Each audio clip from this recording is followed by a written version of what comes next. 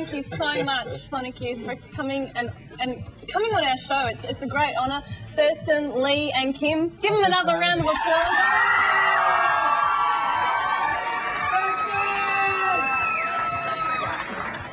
Where to start? Where to start? We've actually seen you on this show before, Thurston. We actually played some stuff from High Octane. Do you remember that show, Thurston's Alley?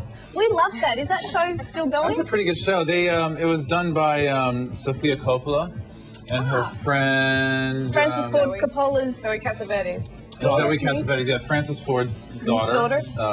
Sophia.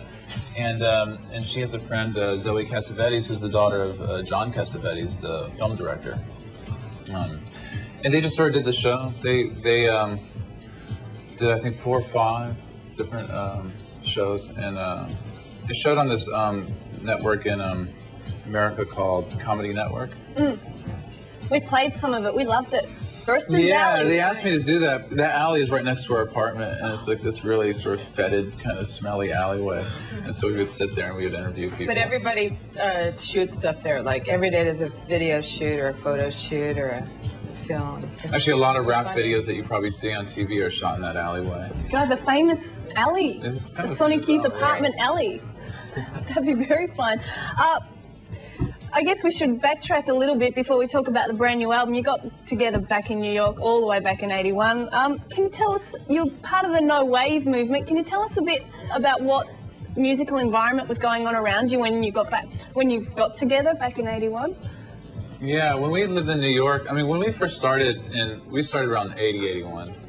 And we all sort of moved to New York in the late 70s. I mean, 77, 78, 79, we were all sort of living there and just sort of experiencing that whole kind of world that was going on at CBGB's, and there's this place called Max's Kansas City, and all these bands were playing, you know, like Patti Smith and Television and Talking Heads and all these bands. And by the time we moved there, a lot of those bands had sort of kind of left in a way. I mean, I know Patti sort of got married and went to Detroit, and Television sort of stopped performing after a while, and Talking Heads became really famous, and Blondie became, and so things were changed, but there's this whole new influx of people who moved to New York that were, a lot of them were sort of coming out of art schools or visual artists, where they're just sort of people who were just kind of aliens, and they would just come into New York and they just wanted to do sort of work that was inspired by sort of the punk rock scene, and so therefore it was really sort of experimental and kind of radical. It was a really small scene at that time. It wasn't sort of the big thing that we know now, but then it was just sort of situated around CBGB and sort of the Soho section of New York where the art galleries were, and so all these sort of new ideas were coming in.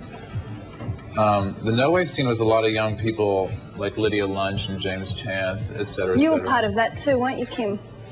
Well, not really. I mean, you know, I sort of moved to New York at the tail end of the No Wave thing, before the burgeoning of the big art market of the 80s.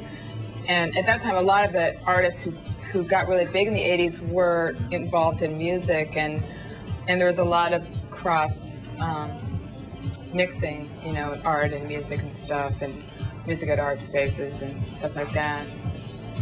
But Lydia Lunch, did you meet her? Yeah.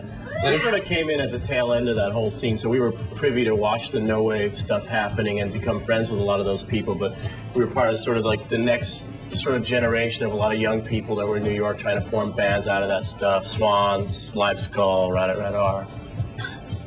That stuff. Huge. Stuff that nobody knows anything about Sonic Youth anymore. just sort of started at the tail end. I mean, we were living there. Yeah. And we sort of witnessed the whole thing. We just sort of knew those people. I mean, at the time, like I said, it was a really sort of small deal. I mean, it wasn't like an international. No. I mean, most of those There bands weren't never. even any record labels or anything, so if you weren't there, you really didn't get a real taste of it in a way. I mean, at that time, Pretty the whole climate was doing sort of kind of just progressive and experimental music as punk rock in a way. And that's sort of what punk rock was when it first started. It was kind of, it sort of had artistic notions.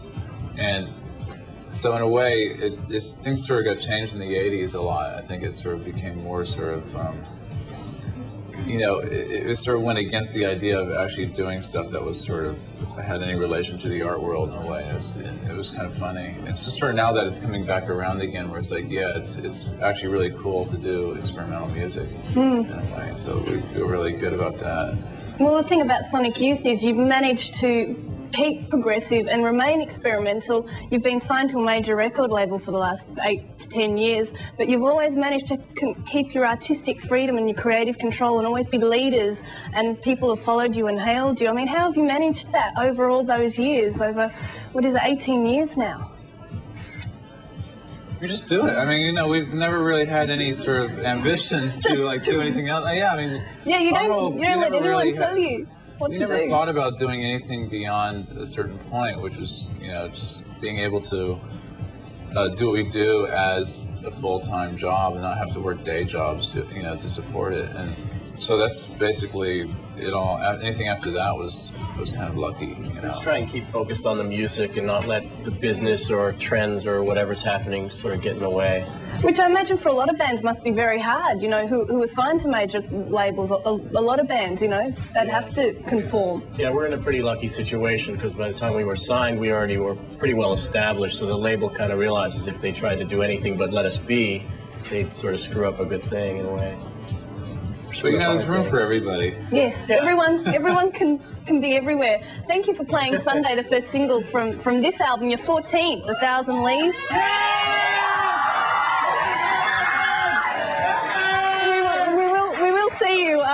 We will see you playing some more. Great album, very much. You know, Sunday is probably, you know, one of the standout tracks, but the rest is free form and long flowing. Your approach to this album, as opposed to other ones? Oh, I don't know. That record's just sort of contemporary to where we are at. I mean, it's like any record. You just sort of make it, and it reflects where you are as people at that given time. I mean, that's. Thank you, Mr. Music Man.